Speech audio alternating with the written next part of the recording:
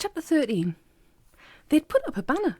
It was big and white, slung between two poles, and it read, "Welcome back, Paul Carpenter."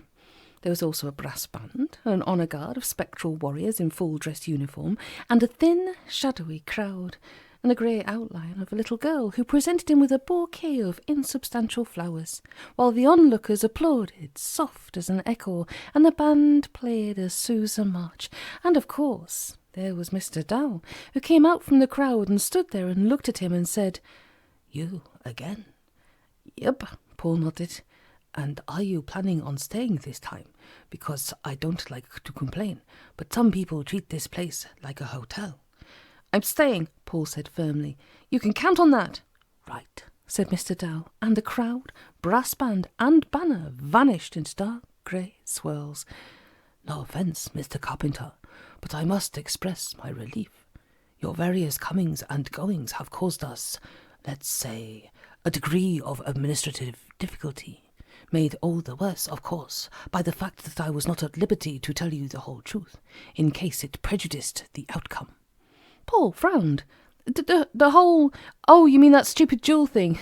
It was really that important?" Mr. Dow looked at him solemnly, then nodded. "Very important indeed," he said. "Without exaggerating, it was a matter of life and death. Come here, and I'll prove it to you." Nothing better to do, so Paul followed him. 100 paces or so over, under and through, nothing, until they reached a doorway. There was no door to go in it, and no wall for it to fit into, just a doorway, and screwed onto it a brass nameplate, such as you see outside posh offices. "The Bank of the Dead, a wholly owned subsidiary of the Allied Toronto and Winnipeg Banking Corporation." "Oh," Paul said. Is that a good thing?" Mr. Dow almost smiled. "That word and its antonym have no meaning here. It is just a thing, neither good nor bad. But until it was sorted out, we found it hard to know what to do. Who do we report to? Do we pay out the profits to the shareholders, or to ATWBC head office in St. Lawrence? Now, at last, and at least, all that has been resolved, and we know who we are. And of course," he added, with a slight smirk, "the world above has been changed forever out of all recognition. Fortunately, that is none of my business, or yours. You're free from all that now. You see, there are benefits." "You told me," Paul said. "The bridge club." "And the evening classes, and the experimental theatre group, and the quilting circle. There used," Mr. Dow added sadly, "to be 9 quilting circles, but we've had to cut back. But we now have a chess tournament and a flower show. No flowers," he added, "except a few lilies, but we have plenty of time and a certain degree of ingenuity. We will adapt." Paul shrugged. "What you told me last time," he said. "I'll just sort of seep away fairly soon, won't I, until there's nothing left?" Mr. Dow nodded. "It's for the best," he said. "Living people make the mistake of believing that death is somehow a malfunction, something that's wrong with you, an illness. It's not. It's perfectly natural. People have been dying for well over 1 million years now. It's an intrinsic part of the way of things. Quite a few of our guests here will tell you it's the best days of their lives." "Whatever," Paul replied. "Look, it's really very kind of you to take the time to make me feel at home and see I'm nicely settled in and everything. But really, I just want to get on with the fading painlessly away. Looking back over my life, I find the words 'no great loss' seem to fit pretty nicely, and I think I'd like to be rid of it as soon as I can." Mr. Dow made a deprecating gesture. "As usual, you are being too hard on yourself," he said. "Consider your case objectively. You were the victim of the most appalling circumstances, yet you acted with honour, decency, and compassion. At the end, you willingly gave your life, rather than kill another. Unfortunately," he added with a mild sigh, "that doesn't actually count for anything. You don't get a better room, or preferential treatment, or even a badge. But since this is the last time you will ever be aware of yourself, it's only reasonable that you should part from yourself on good terms, free from any misconceptions." So, Paul said with a hint of impatience, "I did all right then?" Mr. Dow thought for maybe a moment longer than was tactful. "In some respects, anyway," he said, "and the other aspects of your existence no longer matter. In 100 years, nobody will care or even remember. and 100 years here, he shrugged. There is no harm in my telling you that you did all right, and if it'll make you feel better, by all means believe it. You did well. We're all very proud of you. Now. Paul shivered, though he wasn't feeling cold or anything at all. I don't want to go, he said. You will. Would it help if I pointed out there's a 20-foot high statue of you in the edge of the main car park of Vancouver Airport? Or that your portrait is on the current $10 bill? It's not a wonderful portrait. In fact, it makes you look rather like a chipmunk. But you can rest assured that your name will be remembered for as long as there is a People's Democratic Republic of Canada. Mr. Dow frowned. You don't seem very pleased. I'm not, actually. I've never even been to Canada. And if I had, I'm sure I wouldn't have liked it. Well, Mr. Dow clicked his tongue. It doesn't actually matter. Nothing does here. I imagine you'll find that a great relief. Just think, nothing will be your fault ever again. But Paul shook his head. But it never was, he said. I just thought it was, but I was wrong. I thought I was solely responsible for my life being a great big heap of poo, but lots of it, most of it really, was other people playing silly buggers with me. He scowled, but there was nothing left of his face except unreliable memories. You know what, he said, that's not fair. That's not fair at all. Correct. And now, if you'll excuse me, Mr. Shumway will be here soon with the day's receipts, and I really should be getting ready for him. Of course, there is no time here, so I don't actually need to do anything, but it's nice to pretend. He didn't grab Paul by the elbow. Paul no longer had an elbow to grab, or beckon to him, or anything like that. He stood slightly to one side, making it clear that Paul should lead the way. A polite gesture, like opening a door or giving up a seat on the tube. Polite and very, very final. I don't want to go, Paul repeated. Nobody ever does, repeated Mr. Dow. It's like those awful children's parties when you were young. Your mother promised you that you would enjoy it once you got there, and of course, she was right. No, actually, I used to hang around by the door, waiting to be collected. Well then, Mr. Dow said, with a hint of impatience, a life like that, you'll be happier here. Many of our guests are happier once they got rid of themselves. Paul had no head to shake, nor feet to take a step back with.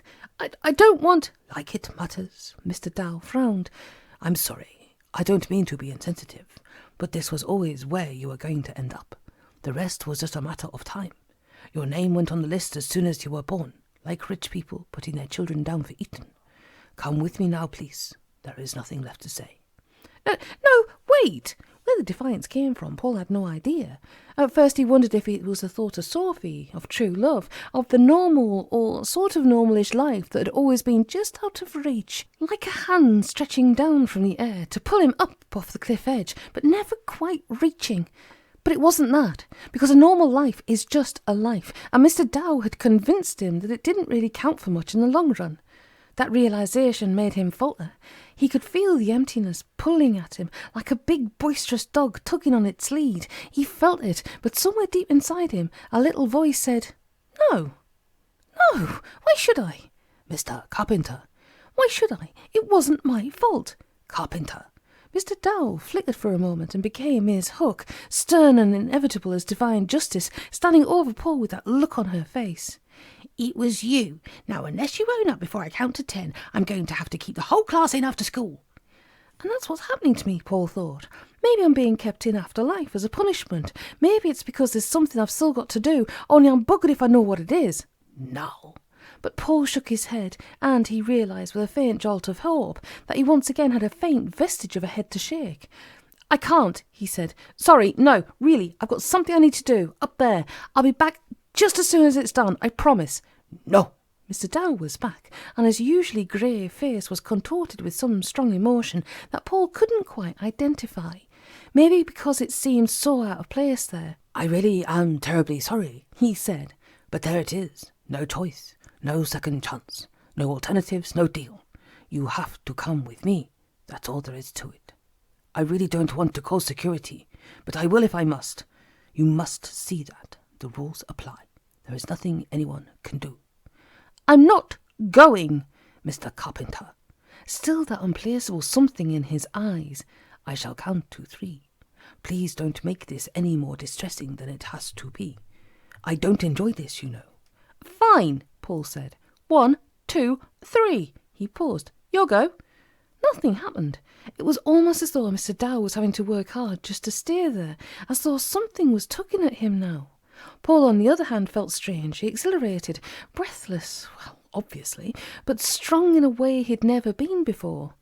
Any second now, he predicted, Mr. Dow was going to start pleading. Please. No, Paul said. When did you say Benny Shamway was due? I'd quite like to see him, I think. Time has no meaning here. You know, Paul said. He almost drawled, though his mum had told him not to when he was 9. I don't think that's true somehow. Otherwise, why are you in such a hurry to get me to come with you? Surely you've got all the time in the world. We could stay here forever and ever chatting like this, and it wouldn't matter a damn. Mr. Carpenter. And besides, Paul went on, if you're telling me the truth, you don't need me to come with you, because I'll just evaporate and blow away, whether I like it or not. That should have happened by now, but it hasn't. Something's wrong, isn't it? Of course not. Nothing is ever wrong here. That's the point. There's nothing that can go wrong because there's nothing. I thought I'd explained all that. You did. But it's not true. You can't touch me. I'm different. Fuck. Mr. Dow closed his eyes, screwed up his face into a snarl and jumped up and down. Fuck, fuck, fuck, fuck, fuck, fuck, fuck, fuck, yes! He went on, immediately resuming his usual calm. You are, of course, quite correct. The rules do not apply in your case, which is why you are the only person ever to leave this place. The fact that you have done it on more than one occasion is, I must confess, something of an embarrassment. One does not care to have one's shortcomings highlighted, even here, where failure is as irrelevant as everything else. But you are right, Mr. Carpenter. Death has no jurisdiction over you, which means, he added, with the very faintest of sighs, that you are free to leave. Am I? Yes. It was interesting. We shall not meet again. Mr. Dow paused and shrugged. Never thought I'd hear myself say that, but there you are. 3 impossible things before breakfast and all that. Goodbye.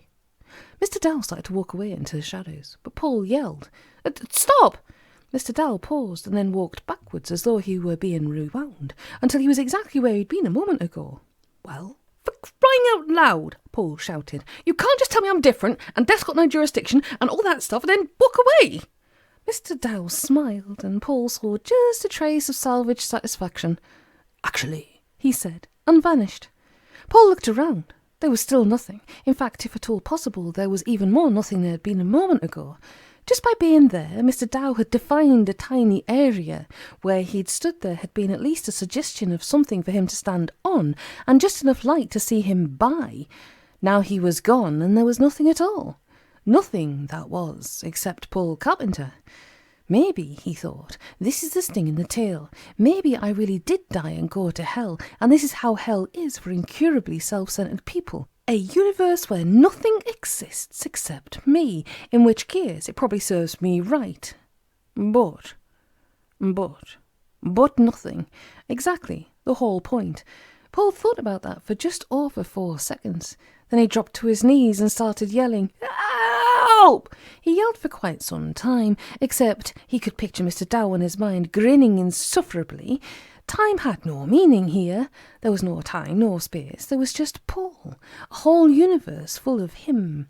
A bad place. Very bad. I don't like it here, Paul thought. I want to go home. Yes, but if you do that, you'll have to go and deal with people. You were never any good at that. Stay here. This is where you belong. Besides, we never really liked you anyway. I want to go home, Paul tried to say, but there can't be any words where there's nobody to hear them except yourself. I didn't mean to do any harm. What did I do anyway? It's never what you do, it's what you are. Bullshit, Paul thought. That's just not true. And then he thought, I don't believe that. In which case, I can't just be talking to myself. Therefore, who are you? He waited. Nothing. And then there was a sound, coming through the total absence of anything. It was rather like the creation of the universe, except that in the beginning there wasn't the word. There was, in fact, the moo. Sorry, Paul yelped, startled. Moo. Moo, he thought, and then over crying out loud, moo? Moo. And there she was, ambling towards him with that utterly relaxed, laid-back look about her that only cows can manage. She was smallish for a cow, a sort of light sandy beige with big eyes, little pointy horns and a bell on a collar around her neck. She looked like something out of a butter ad. Excuse me? Many times before, Paul had felt an utter fool, but never more so than now. Excuse me, he repeated, but are you a Dumler, the great cow of heaven? She nodded and her bell tinkled softly. Moo, she said. All right, I've, heard of you? Moo, she replied, with a faint air of good-natured boredom of any celebrity stopped in the street and told who they are. Her vast brown eyes surveyed him as thoroughly as a billion-dollar research project and blinked once. She swished her tail. She looked unspeakably cute and friendly and cheerful, and what was the concept he was groping for? Ah, yes, Swiss. Now there was a thought. Could a Swiss cow possibly have created the universe? That would account for the precision mechanism of the seasons, the perfect timing of comets, the fact that two blades of grass picked at random are exactly identical. But the Swiss, even the bovine Swiss, could never have created people. Too messy. God, I'm glad to see you, Paul said, and then he stopped and wondered. Yes, but why? It's a cow. Why on earth should I be so pathetically relieved to see a cow? Moo, said Ordumler, and Paul thought, here we go again, because if only he could understand cow speak, he was sure that she'd just answered his question, the answer, and he'd missed it, just like being back at school. I see, Paul said. Thanks. Look, can I get out of here? Can you help me get out? Moo? Paul closed his eyes and opened them again. Is that a yes, Moo, or a no, Moo? Moo. There was a proverb about that, he reflected. Sorry, he said. Just to clarify, nod for yes and swish tail for no? Can you help me? Moo. Ordumler nodded her head, and the bell tinkled like all the church bells that ever were. Then she started licking her left front hoof. That's fantastic, Paul said. She looked at him. He waited. She looked at him some more. Sorry, Paul said, but can we be a bit more, precise? Like, how can you help me get out of here? Moo. Oh, Christ, Paul said wretchedly. Just my luck. Just my bloody rotten luck. Here I am dead, and I bump into a cow who knows how to get me out of here, and the sodding thing can't speak English. Of course I can speak English, silly, said the cow. I was just being annoying. 90% of Paul wanted to dance around in circles, rejoicing. The other 10% wanted to force-feed the great cow of heaven her cowbell. Fortunately, Paul was a democracy. Please, he said, please can you tell me how to get out of here? Yes. Ordumler shook her head, as though dislodging a notional fly. Piece of cake, actually. And you know what to do already. At least you ought to, if you've been paying attention. Paul thought. Let's assume, he said, for argument's sake, that I haven't. All right. The cow licked her lips with an insole-sized pink tongue. Professor Vansby taught you about the other portable door, the one he made for himself, yes? Paul nodded. Now you mention it, he said. He told you it's here in the bank in a safe deposit box. Ordumler turned her head to nibble a tuft of hair on her knee. That's your way out. Told you it was simple, she added. Fuck, Paul thought. That's not actually a lot of help, he said. You see, I've sort of pissed off Mr. Dow rather a lot. I don't suppose he's going to be in the mood to leave his keys lying about accidentally on purpose where I can find them. Cows can look at you the way no other living creature can. They have a special cows-only bemused gaze that says, "Why are you doing that, you very strange person?" in a way that mere words never can. Well, if I can't get the keys, Paul said, how am I going to open the safe deposit box, unless you just happen to have a stick of dynamite stashed away somewhere? But they don't do irony. No, Ordumler said, and anyway, if you blew up the box with dynamite, it damaged the door. But you don't need a key. I don't? Of course not, silly. The boxes aren't locked. Why would you bother down here? Paul thought about that, and realised that he'd been missing the point with all the futile diligence of a blind machine gunner. All right, he said, fair enough. But I can't just wander into the bank and rob it, and anyway, how do I know which box it's in? Number 1887-344-6229D. O'Donnell replied promptly. Third shelf up on the right as you go in the door. There a number order, very neat and tidy.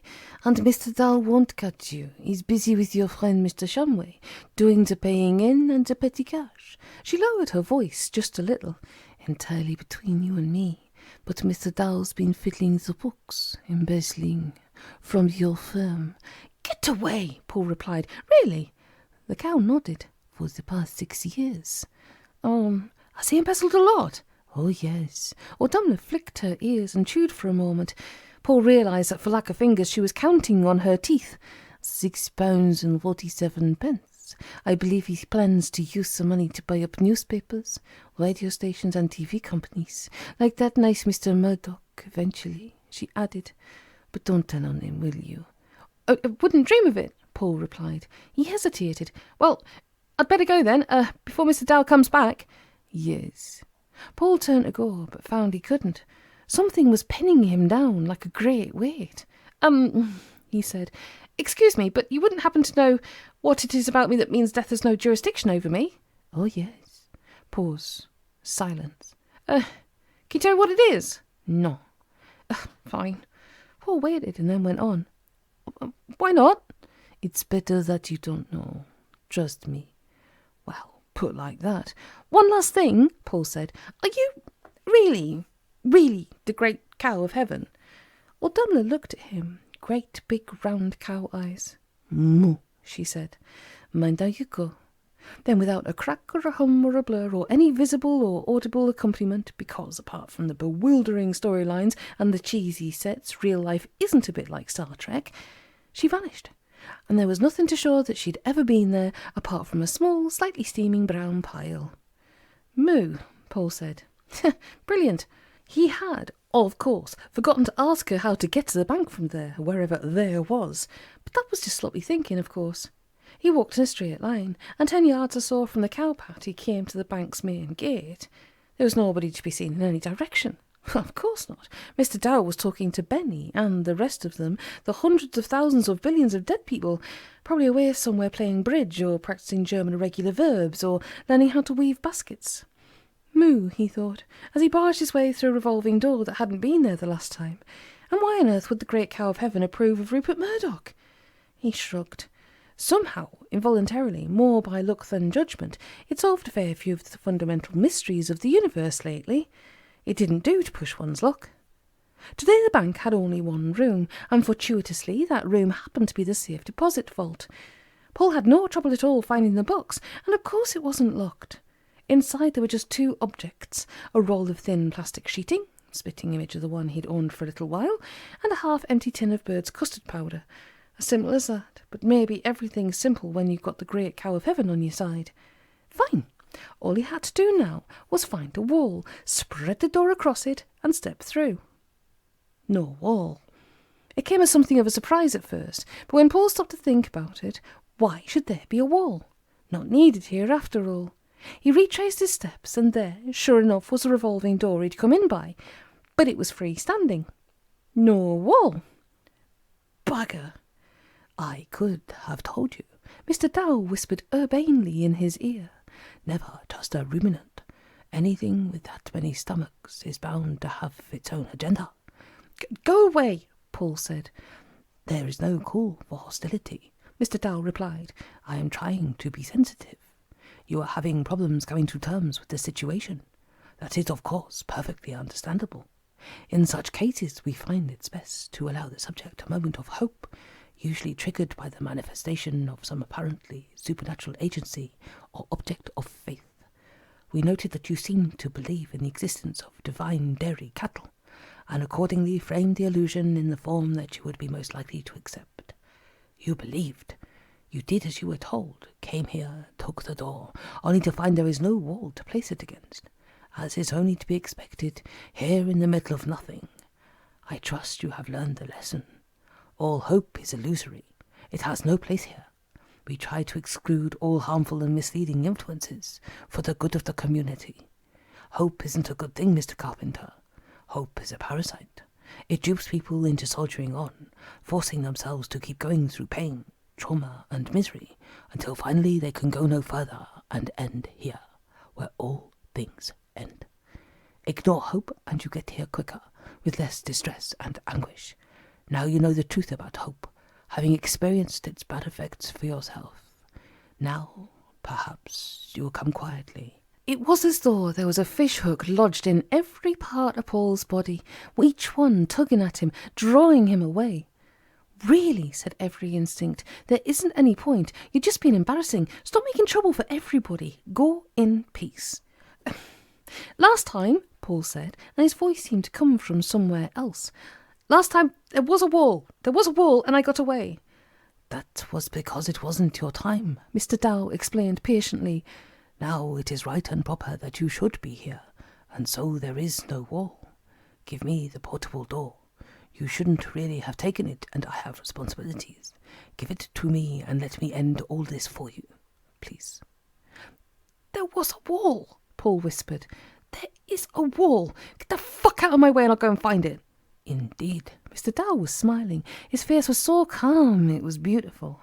And where exactly do you propose looking? This. He waved his arms at the encircling darkness. This is all there is. This is everywhere. You can see it all from here. No wall. Paul tried to look round, but he had no way of knowing whether his eyes were open or closed. Didn't seem to make any difference. Where all places are one place? Why bother? Moo. Fuck, Mr. Dow snapped. Piss off, you stupid bloody cow.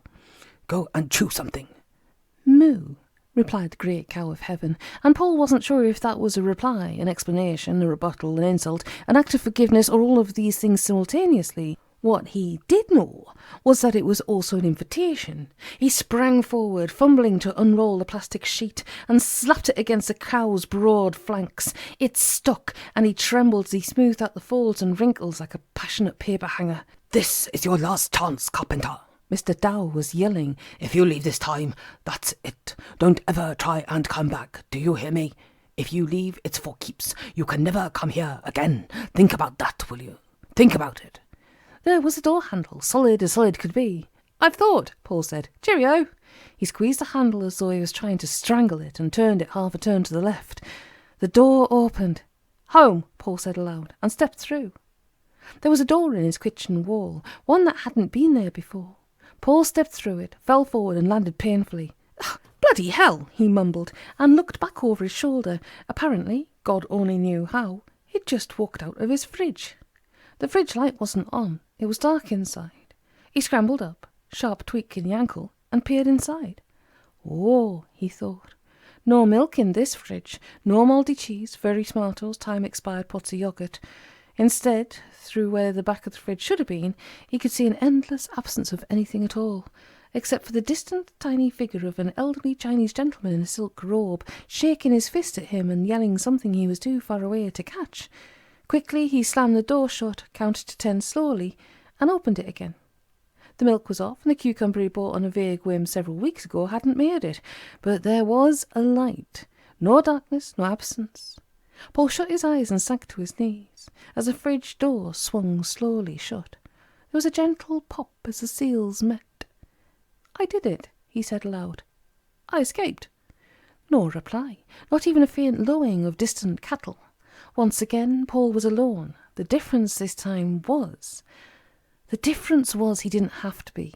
If he wanted, he could go outside. He could go to the shop in the corner and there'd be people there. He was alive.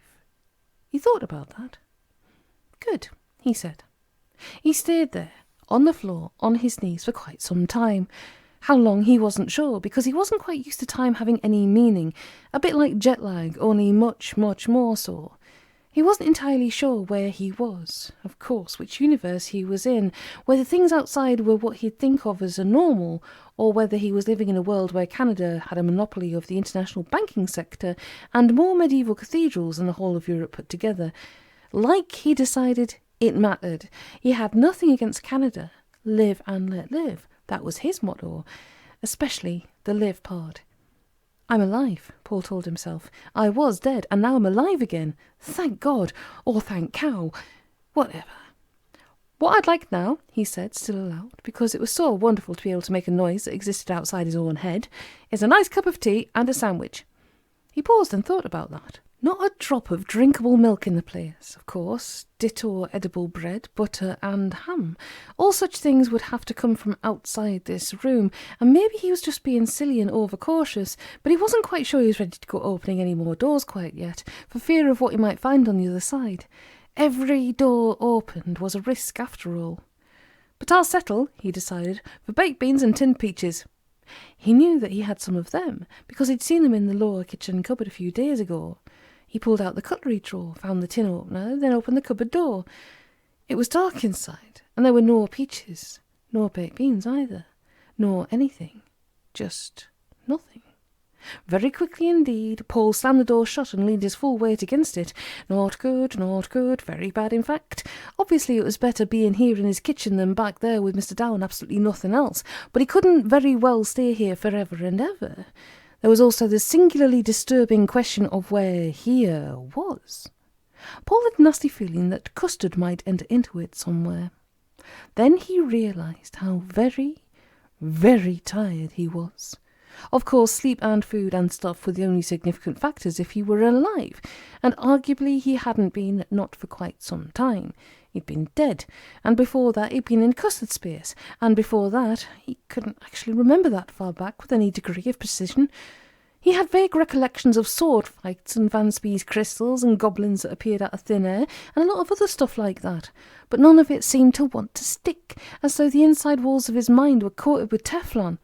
Instead he remembered what it felt like to be drifting away into nothing, and the great big round eyes of the great cow. This wasn't, he couldn't help thinking, the way he'd have liked his life to turn out, if it had been up to him. No good, Paul told himself sternly.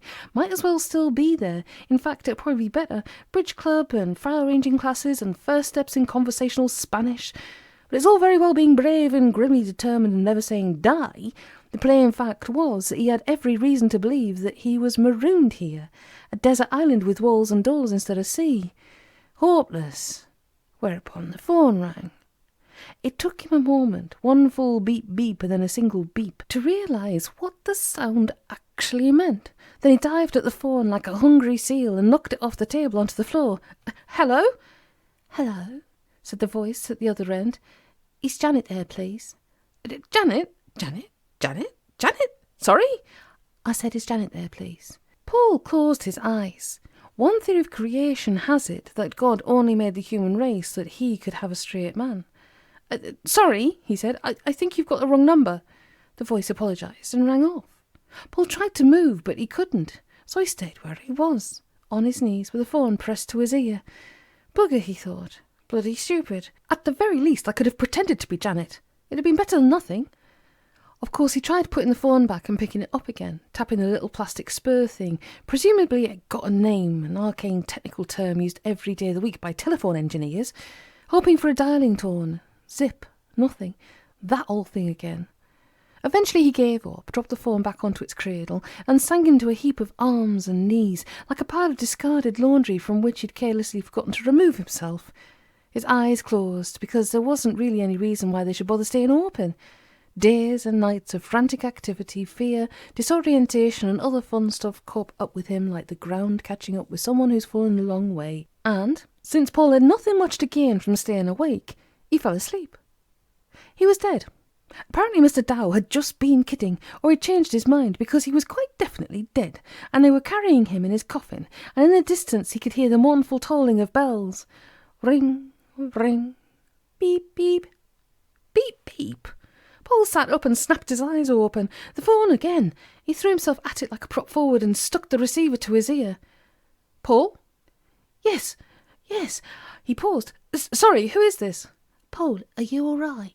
Memories flooded his mind like the flushing of great celestial toilets. "Sophie," he said. "Yes. Look, are you okay? You sound really weird." Yes, but that's because I am really weird." "I'm fine," he said, "except that I think I'm sort of trapped here, in the flat, like all the doors. When you open them, they don't go anywhere, except the land of the dead, of course. How are you?" "Oh, I'm all right. What do you mean, the doors don't go anywhere? That doesn't make sense." No, it doesn't. Where are you ringing from? Me? The office. Mr. Tanner asked me to give you a call. He wants to know why you haven't come in today. He wants to know why. Because I died. Because I only just managed to escape from a bunch of goblins who were going to execute me for a crime I didn't do. Because last time I was in the office, I wasn't even Paul Carpenter. Because Paul Carpenter died. Excuse me, he said, as calmly as he could manage. But what day is it today? Thursday, you idiot. Same as it was this morning. Look, what's wrong with you? Paul knew the answer to that one. I'm immature and self-centred, and I have real problems relating to people, mostly because of my appallingly bad self-image, the result of a near-abusive family environment. What I meant was, what's the date? The date? Which day of which month of which year? Paul? He knew that tone of voice only too well. This really isn't a good time. I've got to finish photocopying all those leases for Mr. Suslowich, not to mention Countess Judy's filing and that bloody great big stack of Mortensen printouts. Trying to skive off work by pretending you've gone barking mad since 5 o'clock yesterday is so, childish, and I'm buggered if I'm going to do all this lot on my own. Soph, don't call me that. No, but for fuck's sake, listen, will you? What did you say about filing? Short, bemused silence. I didn't. Oh, you mean all those letters and reports and stuff we've got to file for Countess Judy? She's getting really pissy about it. I promised her we'd have it done by Wednesday, and she's not the world's most patient... Countess Judy? If Countess Judy was still a partner, still in position to order junior clerks about, then she wasn't permanently banished to the Isle of Avalon, where Paul had sent her just a few months ago. Sophie, he said, I want you to do something for me. No, just shut up for a second and listen. Have you got your chequebook handy? Paul! No, please, it matters. I want you to look at it and tell me what's printed on the cover. Please. Long, ominous silence. I'm not happy about this, Paul. I don't think you should be screwing around with my head like this at this stage in our relationship. I mean, presumably you think it's a big joke. Just read the fucking chequebook, Paul yelled, partly to emphasise the message he was trying to get across, partly to drown out the echoes of that word relationship. Really, I need you to do this for me. I'll explain, I promise. Please. All right. It says, Imperial Bank of Canada, a wholly owned subsidiary of the... Thank you, Paul said. That's all I needed to know. I'm feeling much better now. Oh, by the way, has Ricky Wormtoe dropped by the office today? Who? Doesn't matter. I'll be there as soon as I can. I'll get a taxi or something. Paul. He put back the receiver and breathed out until his lungs were completely empty. Not Custard Spears, because if it was Custard Spears, he'd be alone. But Sophie's chequebook said the Imperial Bank of Canada, and she was in love with him, and Countess Judy was still there, and there was no Ricky Wormtoe, which meant...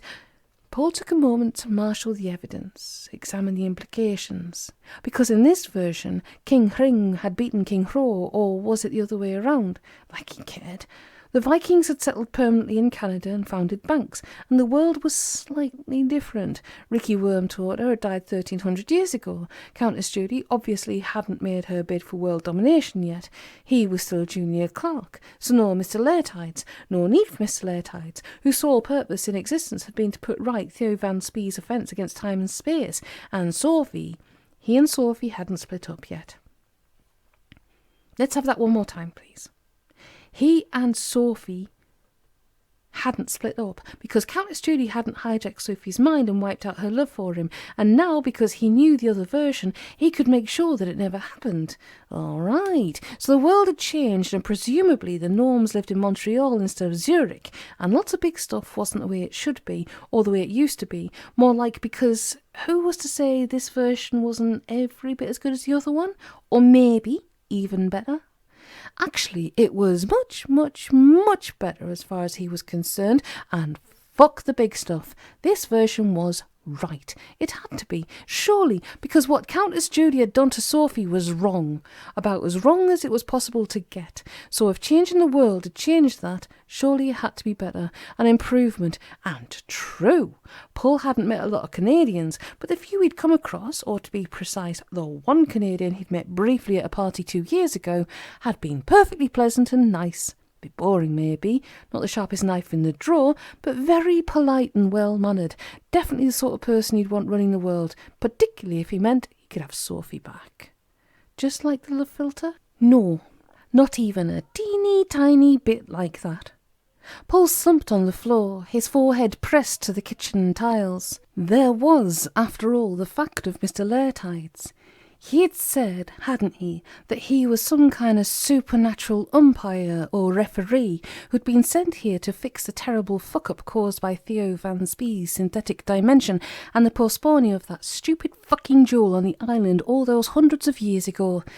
And he, Paul, had made that duel happen, at last, eventually. He'd made it so there was a definite outcome by allowing Ricky Wormtorter to kill him. As a result, the world had changed. Fine. Mr. Lairtide's mission had been a success, which implied that everything that had gone wrong was now put right, as a result of which Sophie was now in love with Paul. What the bloody hell could possibly be wrong about that? Well? On his hands and knees, Paul shuffled over to the nearest kitchen cupboard and opened it with all the energy and vigour of a man pulling the pin from a grenade inside the small, sealed room. Furniture polish, sifts, Scotch-Brite pads, 2 tins of peaches, loads of stuff, no trace of eternal nothingness or the land of the dead. Excellent. Next he went to the front door and opened it just a tiny crack, through which he could see the top of the stairs. Every indication seemed to suggest that some kind person had put the world back. It was okay. All he had to do was jump in a taxi and go to work and forget about the other version of the world, and everything would be absolutely fine. Happy ending. Here he came. It was perfect. It was his just reward for putting things straight and giving his life for others and all that crap. You'd have to be barking not to be happy with a deal like that. Except it was a very small voice, so small he could have easily ignored it. If only it had come from outside his head. He did try, quite hard. Except Paul tried humming. He didn't know many tunes, but he hummed them all, one after another. He tried counting up to 100. He recited a poem he'd been made to learn at school, something about daffodils. Except you can't really, can you? It wouldn't be right. And when he'd run out of tunes and numbers and scraps of half-remembered poetry, he tried reasoning with it. He explained, carefully and patiently, that it wasn't his fault. It hadn't been his idea. He'd been press-ganged into it. It had all turned out to be for the best. It had all been arranged by people who were much cleverer than he was, people who knew about these things, and if they reckoned it was all right, then who the hell was he to argue? He pointed out that, quite apart from the wider implications, this neat and elegant solution would secure not just his happiness, but that of the girl he loved. And what on earth could be more important than that? And sure, Wiki Wormtoter wouldn't be around anymore, but that was all perfectly proper, because he should have died 1300 years ago, and all Paul had done was put straight a ghastly mess brought about by the greed and arrogance of the loathsome Theo Van Spee. Even if he had the faintest glimmer of the vaguest penumbra of a clue about how to undo what had just happened, it would be a crime against humanity past, present and future to put things back how they were, with Van Spee triumphantly profiting from his evil interference with time and space. Call yourself a conscience, Paul shouted into the foggy depths of his mind. You don't know jack about right and wrong, you haven't got a clue. It's not on, you know. Really, you got to do something about it. You know I'm right, don't you? Yes, he mumbled very quietly. I suppose so. Well, there you go then. Glad we got that sorted out. Yes, but... Yes, but what the hell was he supposed to do? How could he even start putting it right, whatever it was, when he didn't even know how it worked? And why him, when everybody else in the whole world knew everything about everything except him? The little voice cleared itself and said nothing. He gave in. All right, Paul said aloud. All right. Just leave it with me and I'll... He tailed off. He'd what? He didn't know. He didn't know yet, in which case he was going to have to find out, which meant figuring it all out for himself, from first principles. He could do it on the bus, on the way to work. So he thought about it, at the bus stop, on the bus, walking from the bus stop to the other end of the office, and by the time he reached the front door and the reception desk, he still didn't have the faintest idea where to start looking for a clue, let alone what it might look like once he'd stumbled across it. Break back into Custard space. But since Theo Van Spee's crime had never happened, there wouldn't be any Custard space, because Van Spee had never invented it. Without Custard space, how was Paul supposed to get from this dimension, or alternative reality, or whatever the hell he was in, back into the real one? Magic sword, maybe? Fine, except he had no way of knowing where to find one. If the duel had taken place, they could be anywhere, buried in a grave mound, or tucked away in some museum, or long since crumbled into flakes red rust. He couldn't ask Mr. Lairtides, because if the duel had taken place, there hadn't been any breach in spatio-temporal continuity, and Mr. Lairtides wouldn't have been called into being to deal with it. Theo Vansby? He might conceivably know, but he'd be the last person in the universe who'd want to tell him, because in this reality, Vansby was innocent of any crime, whereas in the real version, he'd be the most wanted man in history. It was just impossible. "You're late," said the reception girl. He looked down. He recognised her. The hair. "Vicky?" She gave him a look. "Don't stare," she said. "It's rude. You look like you've seen a ghost." She frowned. "No, actually," she went on, "you look like you've just seen your best friend eaten alive by elephant-sized pink ferrets. What's the matter? Hungover?" Paul shook his head. "Can I ask you something?" he said. She scowled. "If it's anything to do with my plans for my spare time at any point in the next 60 years, forget it." "It's not like that," he said. "Look, this probably sounds a bit odd, but have you got another half?" If the American government could have bottled the look on her face and dropped it out of helicopters, they might well have won the Vietnam War. "Yeah, right," Vicky said. "Weren't you listening just now? I wouldn't go out with you if—" "No, not like that. What I mean is, are you the other half of anything?" From revulsion to bewilderment in one flicker of the eyelids. "What? You mean like a pantomime horse or something?" Well, it seemed like a good idea at the time. "Obviously not," Paul said. "Look, sorry, please, forget I said any of that stuff. It's a project I'm working on for Professor Vansby. Much too complicated to explain. I better be getting along. I'm late enough as it is." "Yes," she said. "Fine. Well, if anybody asks if you've seen me—" "I mean," she said, "yes, I have." Paul pulled a long face. "Sorry," he said. "I'm getting confused. Yes, you have seen me, or yes—" "Oh, for crying out loud. Yes, I've got another half." "Ah, right," getting somewhere at last. "And if he catches you trying to chat me up again, he'll break your neck. Understood?" Sigh. "Sorry," Paul said. "It's not like that. Really, look." Then Vicky scowled at him and stared hard at the desk as someone walked past. Paul caught a glimpse of red lipstick and shoulder-length blonde hair, and a rather nice voice called out, "There you are. Hurry up." Before Paul could turn his head, she'd gone. Who was that?" he asked. Vicky lifted her head and stared at him. "What did you just say?" "I asked who that was." "That," Vicky took a deep breath and then blew it out through her nose, "that, you complete arsehole, was your wife."